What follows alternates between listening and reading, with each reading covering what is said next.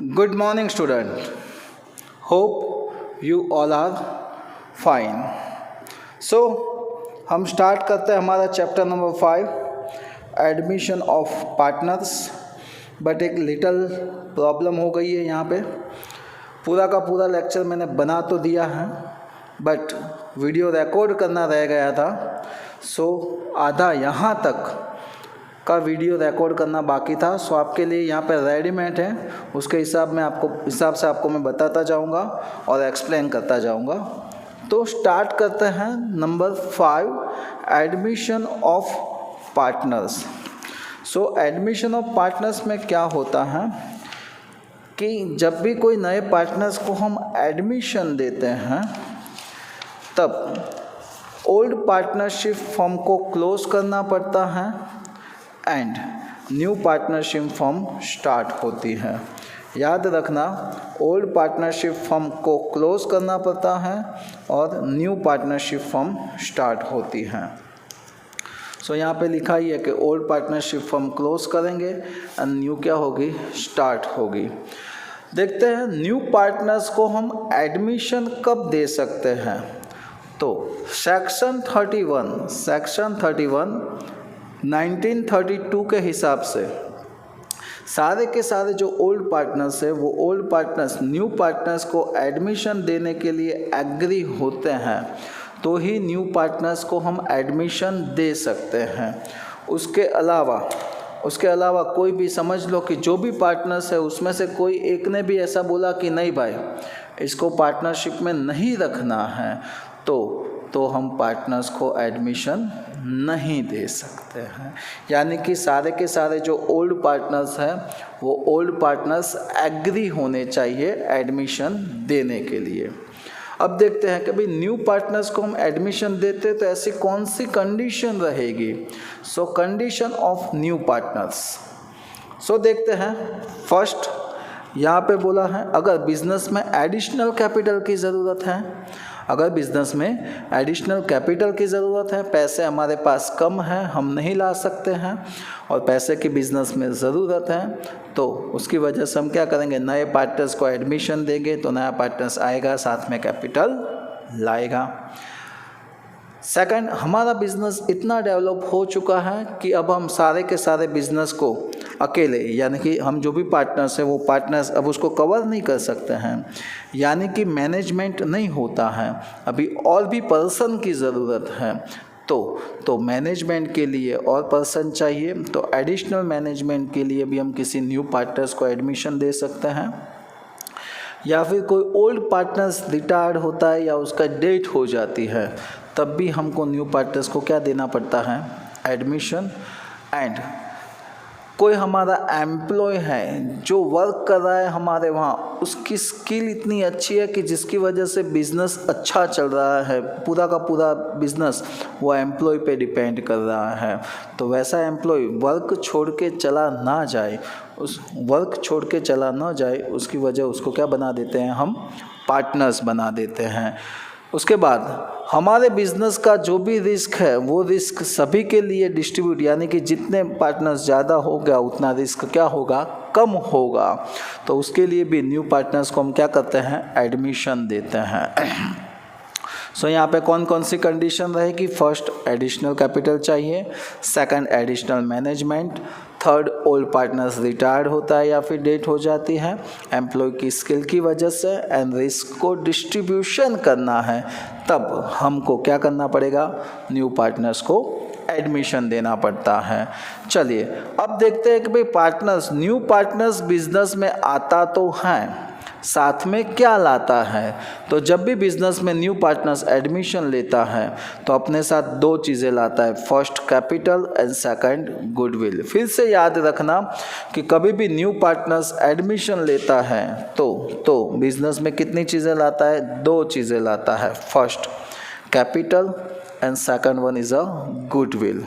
Okay, तो अब देखते हैं कैपिटल क्यों लाना है, गुडविल क्यों लाना है।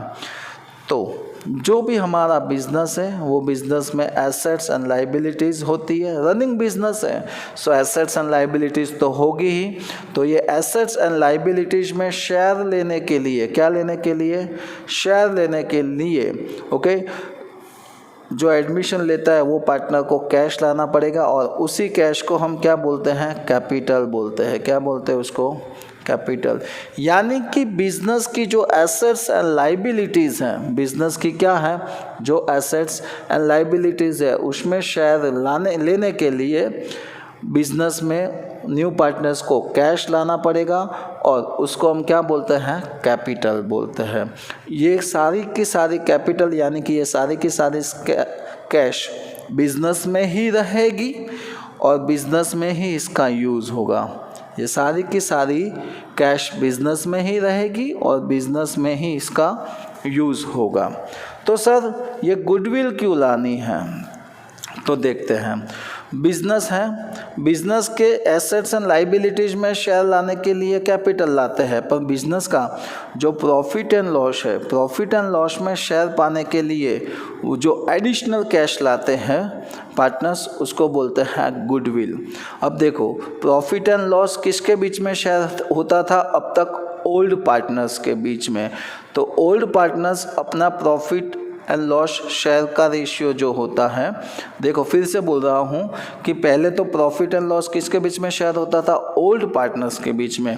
तो प्रॉफिट एंड लॉस जो अपने ओल्ड पार्टनर्स के बीच में शेयर हो रहा था, वो ओल्ड पार्टनर्स अपने शेयर में से, प्रॉफिट एंड लॉस के शेयर में से थोड़ा सा शेयर किसको शेयर करते हैं, न्यू पार्टनर्स को देते हैं। किसको देते हैं, न्यू पार्टनर्स को देना तो पड़ेगा ना।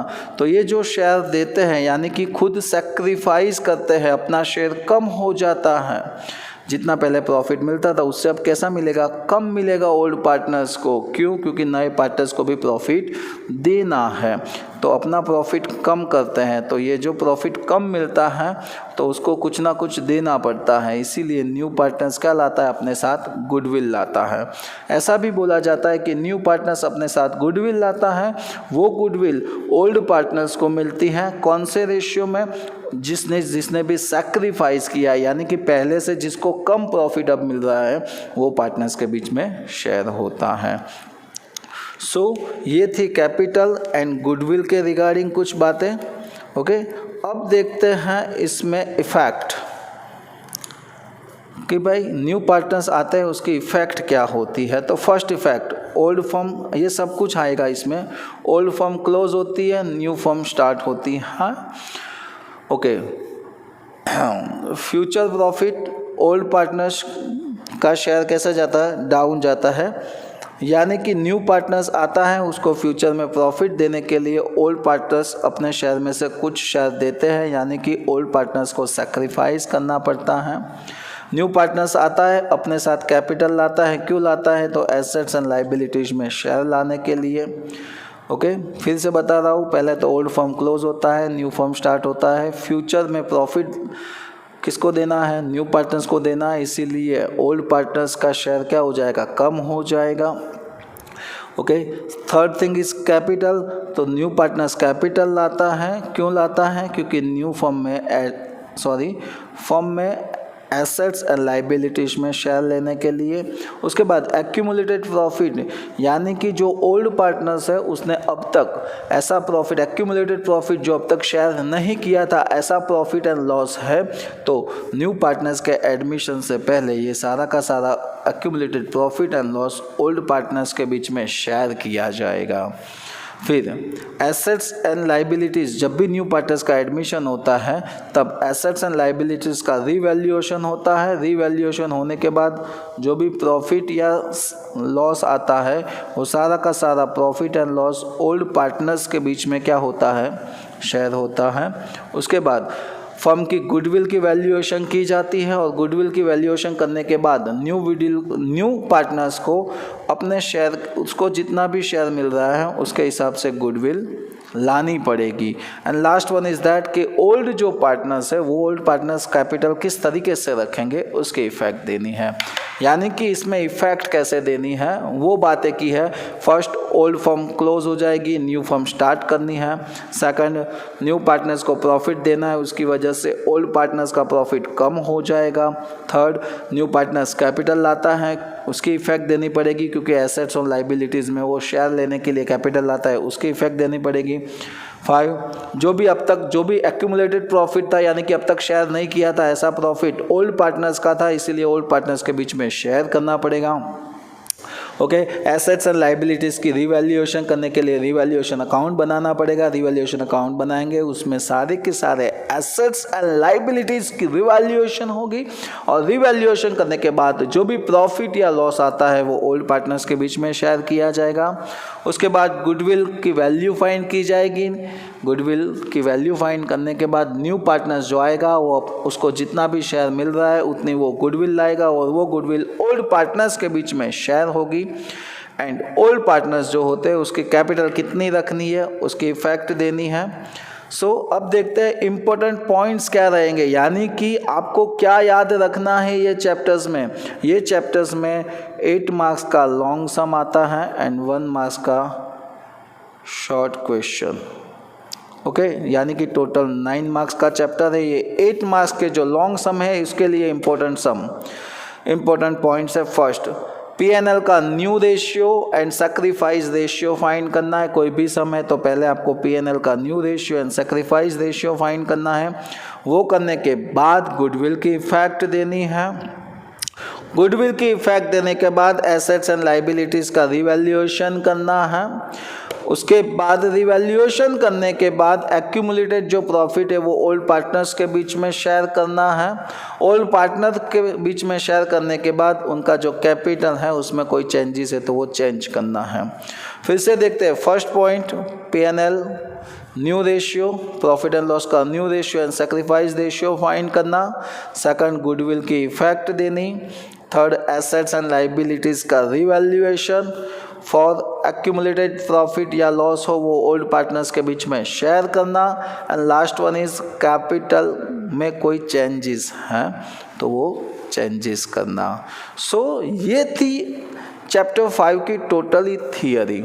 अब हम देखेंगे इसके इलस्ट्रेशन। ये जो शॉर्ट सम है वो ये एग्ज़ाम में जनरली नहीं आते हैं, बट ये जो फर्स्ट वाला टॉपिक है हमारा प्रॉफिट एंड लॉस का new ratio and sacrifice ratio, तो ये कैसे फाइंड होता है उसके लिए हमने यहाँ पे सम किए हैं। तो चलिए देखते हैं इसके सम। गुडविल की इफेक्ट देने के बाद नंबर 3 है कि हमारी जो भी एसेट्स एंड लाइबिलिटीज़ है उसकी क्या होगी, रिवैल्यूएशन करना पड़ेगा। क्या करना पड़ेगा उसका, रिवैल्यूएशन। उसके बाद है जो एक्यूमुलेटेड प्रॉफिट है एंड लॉस, उसको क्या करना पड़ेगा, पार्टनर्स के बीच में शेयर।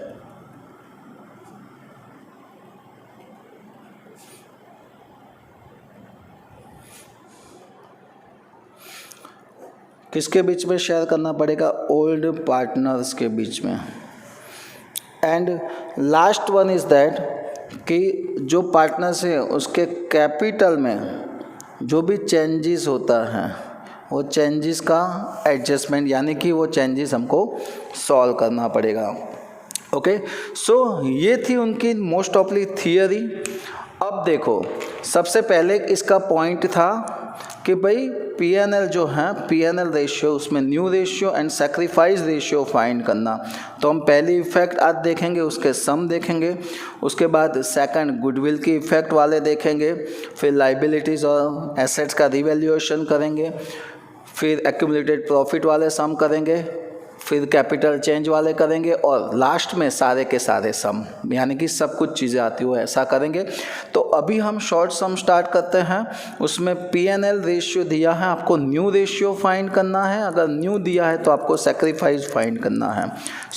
यहाँ पे आपको मेन प्रॉब्लम इसमें ही रहता है, तो आपको ये सम अच्छी तरीके से करने पड़ेंगे। आप देख लो, ईजी है, वैसे कोई प्रॉब्लम होता नहीं है, तो इजीली हम इसको सॉल्व कर पाएंगे। चलिए देखते हैं फर्स्ट क्या है यहाँ पे सम।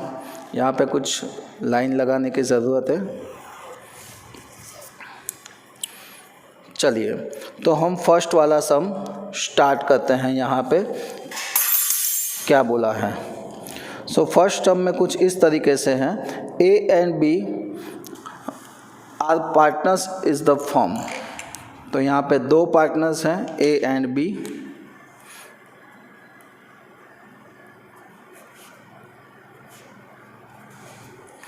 Okay, A and B are the partners of the firm sharing profit and loss in the ratio of 3:2। तो इनका रेशियो था 3:2। तो 3 + 2 कितना होता है? 5। देखते हैं, C is admitted for 1/4 share in the profit. C को एडमिट किया है, उसको 1/4 शेयर देना है। Calculate the new profit sharing ratio. चलिए यहाँ पे न्यू P&L रेशियो फाइंड करना है। तो ये फाइंड करने से पहले हम कुछ चीज़ें आपको दिखा देते हैं, यानी कुछ एग्जांपल देता हूँ, तो उसकी वजह से आप अच्छी तरीके से उसको शेयर कर पाओगे।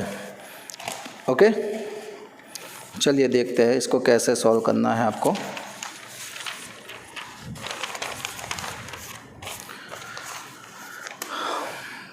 चलो देखो, फॉर एग्ज़ाम्पल मैं अपने हिसाब से बता रहा हूँ, ए एंड बी पार्टनर्स है, उनका रेशियो 3:2 ही है। सी को एडमिट करते हैं, 1/4 शेयर देना है, राइट। कुछ इस तरीके से है। फर्म का प्रॉफिट देखते हैं, तो अभी तक प्रॉफिट उसका 1 लाख है। कितना है? लास्ट ईयर का 1 लाख था, तो लास्ट ईयर का ये दोनों 3:2 में, यानी कि इसको 60,000 मिलता था लास्ट ईयर और इसको कितना मिलता था? 40,000। ये शेयर करते थे। अब क्या हुआ? न्यू पार्टनर्स का हमने एडमिशन किया, तो न्यू पार्टनर्स को अब क्या देना पड़ेगा? शेयर। तो इसको कैसे देना है वो देख लो। तो यहाँ पे फॉर्म सी को 1/4 शेयर देना है। कौन देगा? ऐसा कोई नहीं बोला है। यानी कि क्या करना है, पहले तो समझ लो करंट ईयर में प्रॉफिट 1 लाख है, तो उसमें से 1/4 शेयर सी को दे देना है। यानी कि सीज प्रॉफिट पहले फाइंड करेंगे is equal to 1 lakh into 1/4। 1 lakh into 1/4 करेंगे तो अमाउंट इज 25,000। ये मैंने एज्यूम करके लिखा है। हाँ, सो जो टोटल 1 लाख प्रॉफिट है उसमें से 25,000 तो हम किसको दे रहे हैं? सी को। तो अब कितना बचा? 75,000। तो ये 75,000 अब ए एंड बी के बीच में शेयर करना पड़ेगा। तो लिखेंगे एज प्रॉफिट एंड बीज प्रॉफिट। सो 75,000 इंटू ए का था 3/5 एंड 75,000 इंटू 2/5। 75,000 इंटू 3/5 यानी कि 45,000। 75,000 इंटू 2/5 यानी कि 30,000। तो इस तरीके से कुछ प्रॉफिट शेयर करेंगे। तो यहाँ पे वही हम फॉर्मूला यूज़ करके सम देखते हैं कैसे करना है। चलिए, सबसे पहले हम स्टार्ट करेंगे। तो भाई यहाँ पे बोला है ओल्ड रेशियो 3:2 है, 3:2। चलिए, तो हम यहाँ पे जो मैंने आपको पहले बोला था कि 1 लाख प्रॉफिट है, वैसे ही हम एज्यूम करते हैं कि total share of profit is equal to 1। तो हम एज्यूम करते हैं कि total profit is equal to 1। Firm का टोटल प्रॉफिट कितना रुपीज़ है? 1 रुपीज़ है। उसमें से पहले क्या करेंगे? सी को कितना देना है? 1/4। तो हम क्या करेंगे? 1 में से 1/4 पार्ट सी को दे देंगे। तो सी को जो दे देंगे उसके बाद जो बचा उसको क्या बोलेंगे? Remaining share. क्या बोलेंगे उसको? Remaining share of A and B. A and B का बीच में जो शेयर करना है वो मिलेगा। तो वो कैसे होगा? तो टोटल शेयर यानी कि profit minus C share. Total में से सी का माइनस करेंगे, टोटल है 1, उसमें से सी का 1/4 माइनस करेंगे। चलिए, इसके नीचे कुछ नहीं है तो 1 लिखेंगे। एलशियम लेंगे, 4 1 जा 4, बीच में माइनस है तो माइनस। अब क्रॉस मल्टीप्लिकेशन, 4 को यहाँ पे ले जाओ, 4 × 1 4, 1 में से 1 × 1 1। तो अब बचा कितना? 4 - 1 यानी कि 3। तो आंसर इज 3/4। यानी कि टोटल प्रॉफिट 1 है, समझ लो ये 1 लाख रुपीज़ था, उसमें से सी को प्रॉफिट दे दिया 25,000, हमने जो एग्जांपल देखा था अभी तक उसमें, वो देने के बाद जो 75,000 बचता था ये मिला, यानी कि 1 में से 1/4 माइनस कर दिया, वो देने के बाद कितना प्रॉफिट बचता है 3/4। ओके, तो अब ये 3/4 जो शेयर बचता है वो शेयर अब किसके बीच में शेयर करेंगे हम, तो जो पार्टनर्स रिमेनिंग है वो कौन है, ए एंड बी। तो एज न्यू शेयर यानी न्यू शेयर एंड बीज न्यू शेयर। कितना मिलेगा, तो टोटल प्रॉफिट अब बचा है 3/4, उनको उनके रेशियो के हिसाब से मिलेगा, तो इनटू ए का रेशियो है 3/5 एंड इसका है 2/5। चलिए मल्टीप्लाई है तो मल्टीप्लाई करते हैं, नीचे नीचे का 4 × 5 20, 3 × 3 9, so 9/20। Same procedure 3 × 2 6, 4 × 5 20। सो अब देखते हैं सीज न्यू शेयर। सर वो तो दे दिया है ना, यस वो दे दिया है, पर देखो यहाँ पे दोनों के डिवाइड वाली अमाउंट है वो 20 आ रही है, तो सी की अमाउंट भी उतनी लानी पड़ेगी। सी का शेयर 1/4 है, डिवाइड में 20 लाने के लिए किससे मल्टीप्लाई करना पड़ेगा, 5 से। नीचे 5 से मल्टीप्लाई किया तो ऊपर भी 5 से मल्टीप्लाई करना पड़ेगा, तो आंसर इज 5/20। सो अब हमको मिल गया न्यू P&L रेशियो ABC 9:6:5, 9 + 6 15, 15 + 5 हो गया। सो ये हमको मिला न्यू रेशियो, तो हमको यही फाइंड करना था, हो गया। चलिए अब देखते हैं इसका illustration number 2।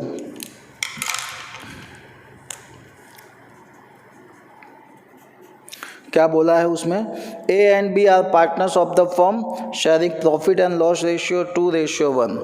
So A and B 2:1 दिया है, और बोला है C is admitted for 1/5 share in the profit. C को कितना देना है, 1/5। Okay, the profit sharing ratio of A and B would be in future the profit sharing ratio of 1 and A and B would be 2:3, यानी कि यहाँ पे new ratio दिया है ये दोनों का 2:3। तो चलिए ये क्या बोला गया है सब में वो पहले समझ लेते हैं, बाद में हम इसके रिगार्डिंग बात करते हैं। तो इसमें ऐसा बोला है कि भाई A and B old partners थे, पहले 2:1 में प्रॉफिट शेयर करते थे। न्यू पार्टनर सी आया, उसको 1/5 शेयर देना है। 1/5 शेयर देने के बाद जो भी प्रॉफिट बचता है वो ए एंड बी 2:3 में शेयर करेंगे, यानी कि इसके जैसा ही है। ये जो 3/4 पार्ट आया था वो हमने जो ओल्ड रेशियो में शेयर किया था उसकी जगह न्यू रेशियो में शेयर करना है, सिर्फ इतना ही चेंज है। तो चलिए देखते हैं, सेम प्रोसेस से करेंगे। सो यहाँ पे लिखेंगे total profit is equal to 1, remaining share of A and B.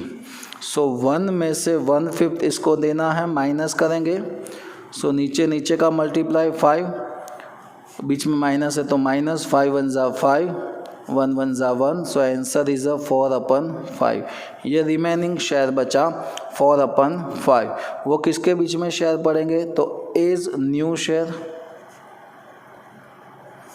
And बीज न्यू शेयर। अब देखो देना कितना है, 4/5, 4/5 कौन से रेशियो में, उनके न्यू रेशियो में। तो 2 + 3 कितना होता है, 5, तो 2/5 एंड 3/5। चलिए मल्टीप्लाई है तो नीचे नीचे का मल्टीप्लाई, 5 × 5 25, ऊपर ऊपर का 4 × 2 8। Same process, 5 × 5 25, 4 × 3 12। अब सी का भी ले लेंगे न्यू शेयर, क्योंकि सी का दिया है 1/5 और यहाँ पे सबके डिवाइड में 25 है, तो किससे मल्टीप्लाई करना पड़ेगा, 5 से। तो 5 × 1 5, 5 × 5 25। सो तीनों का मिल गया, यस या नो? सो तीनों का यहाँ पे शेयर मिल गया है, तो हम लिखेंगे यहाँ पे न्यू P&L रेशियो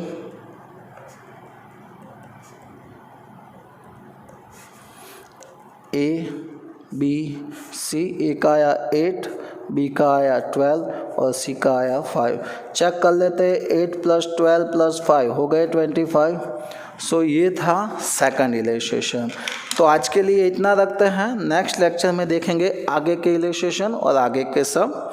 ओके, सो जय हिंद, जय भारत।